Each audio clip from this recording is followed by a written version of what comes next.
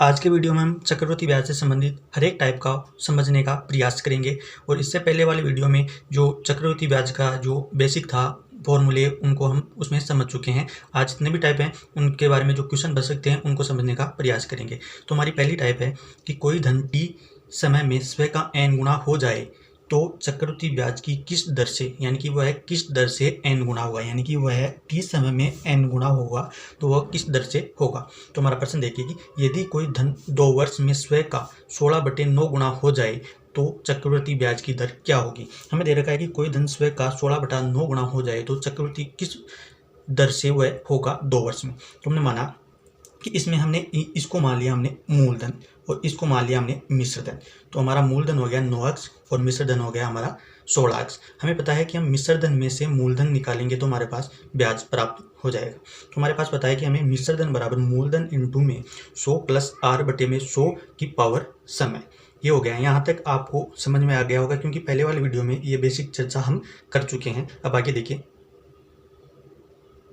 इसमें मिश्रधन माना हमने 16x बराबर में मूलधन 9x 100 प्लस r/100 समय है हमारा 2 वर्ष। तो हमने पावर में 2 लगा दिया। दर हमें पता नहीं है तो दर हमें निकालनी है। तो उसके बाद में क्या करेंगे, ये जो 9x है जो मूलधन है हम इसको मिश्रधन के नीचे ले आएंगे पक्षांतरण करके। ये x से x कट जाएगा और ये जो इधर घात में 2 पावर है ये इधर आएगी तो ये वर्गमूल में आ जाएगी। तो 16/9 का वर्गमूल बराबर 10 प्लस r/100। तो 16 का वर्गमूल निकाला तो 4 और 9 का वर्गमूल निकाला तो 3। तो अब हमारे पास आ गया 4/3 बराबर 100 प्लस r/100।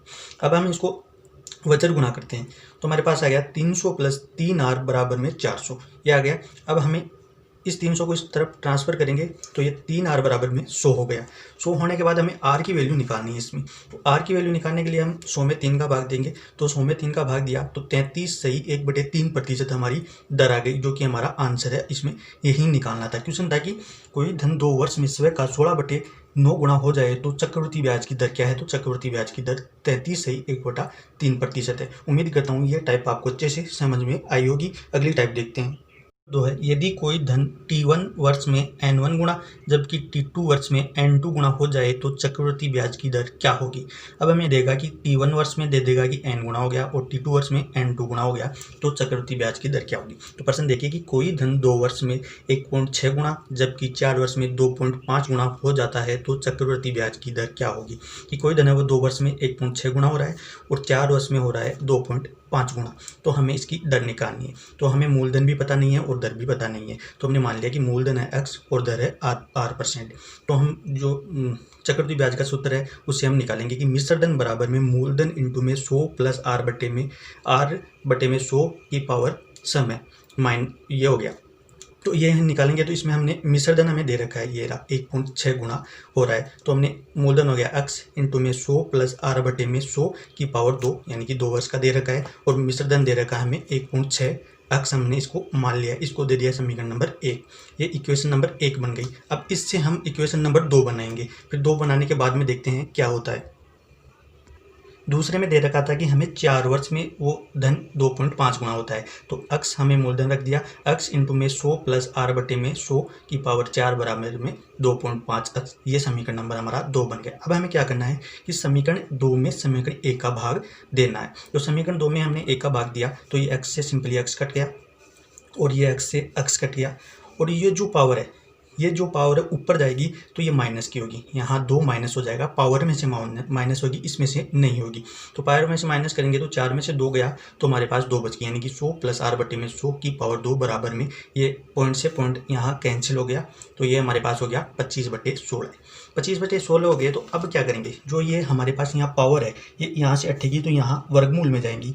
तो यहाँ हमने वर्गमूल कर दिया। तो वर्गमूल निकालेंगे तो अब इसका 5 का वर्गमूल हो गया, 25 का वर्गमूल हो गया 5 और 16 का वर्गमूल हो गया 4। तो हमारे पास हो गया 100 प्लस r/100 बराबर 5/4। अब वही हमें क्या करना है, 100 को हमने इस तरफ ट्रांसफर कर दिया।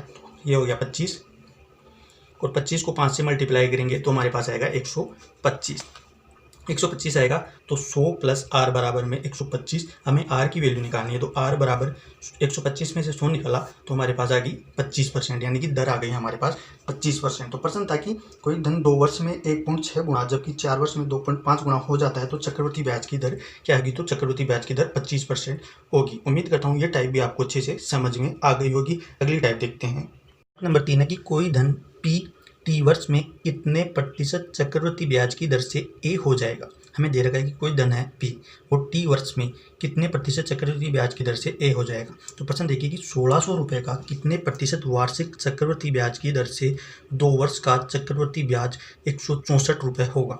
क्या हमें दे रखा है कि मूलधन है 1600 रुपये, तो कितने प्रतिशत चक्रवृद्धि ब्याज की दर से 2 वर्ष का चक्रवृद्धि ब्याज 164 रुपये हो जाएगा। तो हमें पता है कि दर हमें पता नहीं है, तो हमने दर मान ली आर।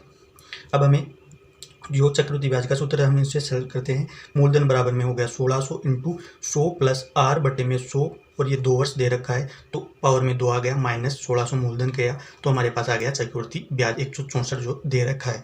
ये हमारा चक्रवृद्धि ब्याज का सूत्र होता है। चक्रवृद्धि ब्याज बराबर मूलधन इंटू में 100 प्लस आर बटे में 100 पावर में समय माइनस मूलधन, तो हमारा चक्रवृद्धि ब्याज आ जाता है।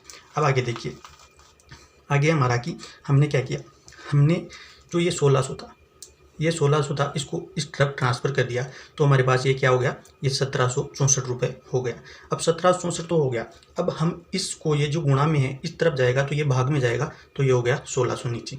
अब जो ये पावर में है, ये जो पावर में है ये इधर आएगी तो इधर अंडरूट में जाएगी, तो ये हो गया हमारा 100 प्लस आर बराबर में 1764 बटा 1600 का अंडर रूट इंटू में 100 बाहर हो गया, 100 बाहर हो गया। उसके बाद में हमने ये हो गया 42 का अंडर रूट और ये हो गया 40 का अंडर रूट, तो 42 बटे 40 ये हो गया हमारा 100। तो अब हम क्या करेंगे, अब हम इसको करेंगे सॉल्व किया तो 0 से 0 गई और 420 में हमने 4 का भाग दिया तो 4 एकम 4 और 4 पंजे 20 यानी कि 105 आया।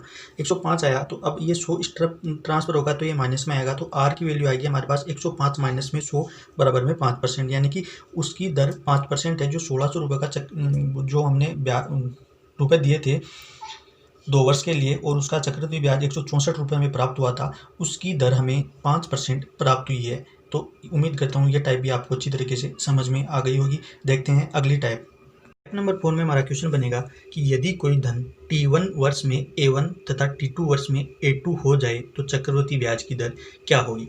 इसमें हमें चक्रवृद्धि ब्याज की दर पूछेगा, तो इसमें हमें ये निकालनी है। तो प्रश्न देखिए कि चक्रवृद्धि ब्याज पर कोई धन 2 वर्ष में बढ़कर 16,900 रुपये तथा 3 वर्ष में बढ़कर 17,576 रुपये हो जाता है तो दर क्या होगी, तो चक्रवृद्धि ब्याज की दर क्या होगी ये हमें ज्ञात करनी है। तो हमने मान लिया कि हमें यहाँ मूलधन नहीं दे रखा तो हमने मूलधन मान लिया x रुपये तथा दर मान ली हमने r%। उसके बाद में देखते हैं कि प्रश्नानुसार देखिए कि हमने मूलधन माना x, तो x इंटू में 100 प्लस r बटे में 100 और 2 वर्ष के लिए दे रखा है तो घात में 2 बराबर में हमारा मिश्रधन आ गया 16,900 रुपये।